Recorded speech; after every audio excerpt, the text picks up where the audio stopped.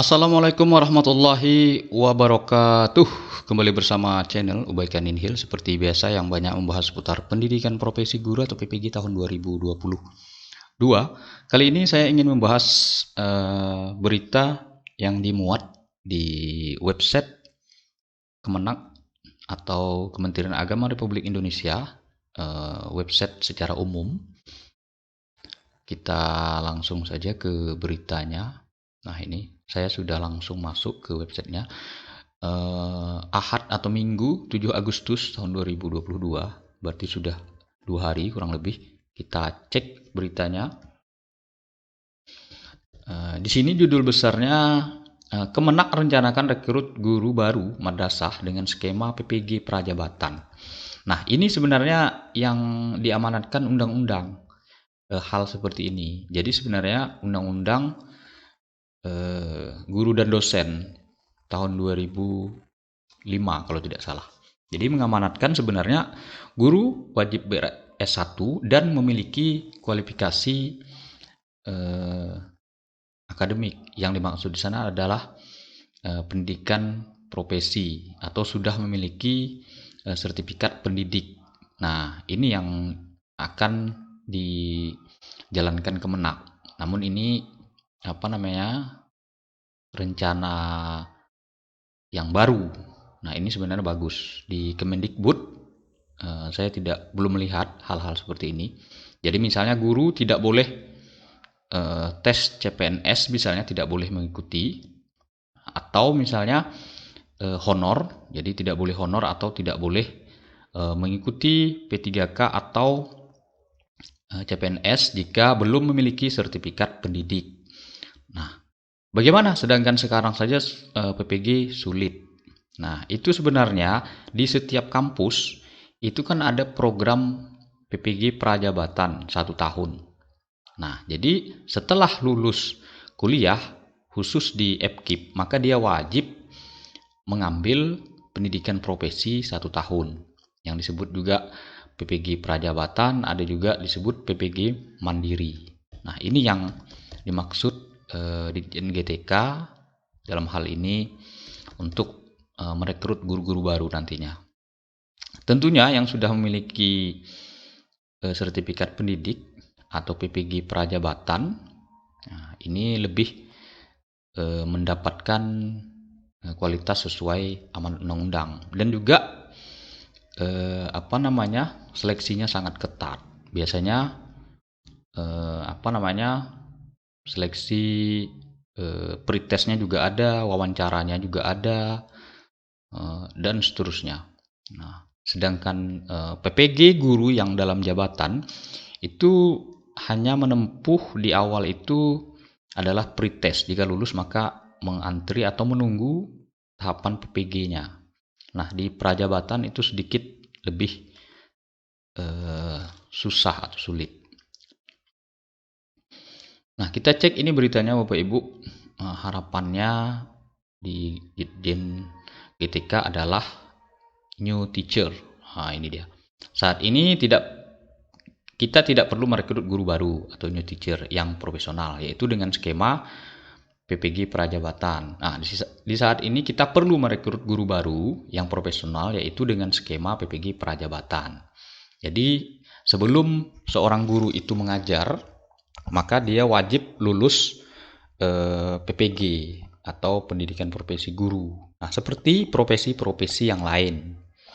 Nah, sebenarnya guru itu ya seperti itu, karena guru termasuk dalam profesi. Misalnya dokter. Nah, jika misalnya dia tidak lulus koasnya, maka dia tidak boleh praktik maupun tidak boleh menjadi dokter. Nah, jadi tidak dapat lisensi, dia tidak dapat izin. Begitu juga barangkali di pengacara atau advokat di bidang hukum, jika dia tidak lulus istilahnya itu magang dan seterusnya, saya tidak begitu menguasai. Nah, dia tidak bisa juga dilantik menjadi advokat. Nah, begitu juga barangkali di profesi-profesi yang lain. Misalnya di kelautan saja itu bahkan di upgrade sekian bulan. Nah, di kesehatan kalau tidak salah itu di bidan misalnya, atau di tenaga kesehatan lainnya itu mereka ada yang namanya STR, itu harus di-upgrade. Nah, alhamdulillah kita sebagai salah satu profesi tidak mengharuskan atau mewajibkan terus di-upgrade. Nah, ini juga kita perlu syukuri. Nah, jangan sampai hal ini terjadi. Ya. Namun memang guru terus ditempa oleh PKB, pendidikan keprofesian berkelanjutan. Nah, disitulah untuk menambah pengetahuan-pengetahuan baru dalam pelaksanaan pendidikan. Nah, jadi tujuannya itu nanti jika misalnya lancar, maka guru baru direkrut dalam skema PPG. Jadi jika yang tidak lulus, maka tentu dia tidak boleh mengajar. Nah, tentu maksudnya adalah ke sana. Seperti yang profesi yang tadi saya jelaskan, jika tidak lulus pendidikan profesinya, maka dia tidak bisa menjadi dokter, menjadi advokat, dan seterusnya. Jadi itu tujuannya. Karena memang di tahapan PPG ini di pretest barangkali tergantung kementerian sepertinya. Di Kementerian Pendidikan itu jika lihat pretest itu sangat kecil sekali tingkat kelulusannya. Sudah saya bahas video-video sebelumnya, dari 479.000 yang lulus hanya 125.000 saja. Pretest tahap 1 dan tahap 2. Bayangkan itu. Berarti sekitar 26% saya hitung. Nah, beda dengan Kemenak yang sudah pretest guru agamanya, dari yang mengikuti 89.000 lebih, yang lulus itu rata-rata 90% ke atas setiap daerah. Bahkan rata-rata 95. Di daerah saya, di tingkat provinsi, berarti guru-guru yang mengajar di tingkat SMA, SMK, dan SLB, itu hanya 1 orang yang tidak lulus. Nah, itu tidak tahu permasalahannya di mana. Yang jelas, ya kasihan, karena beliau sendiri. Jadi beban tersendiri juga. Kenapa hanya dia sendiri begitu yang tidak lulus? Nah, daerah lain juga ada saya lihat. Hanya 2 orang. Bahkan saya yakin ada yang 100% lulus di daerah saya yakin. Namun memang datanya saya tidak dapat. Nah, jadi berbeda sepertinya di Kementerian Pendidikan, agak sulit untuk di tahapan pretest. Nah, untuk jika misalnya ada nanti penerimaan guru di Kemenak, jika diterapkan, misalnya dia tidak boleh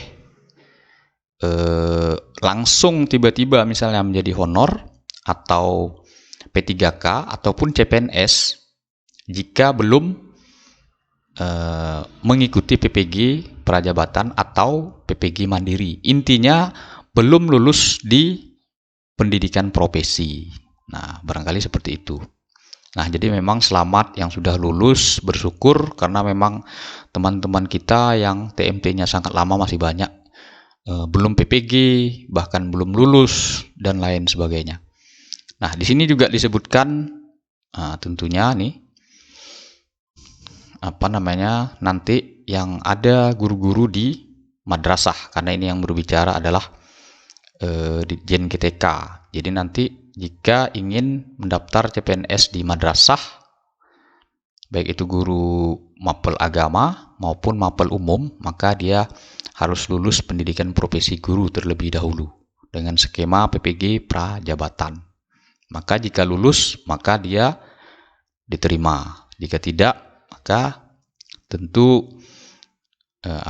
tidak bisa diterima. Jika misalnya sudah ada nanti KMA-nya, yaitu keputusan Menteri Agama atau diundangkan.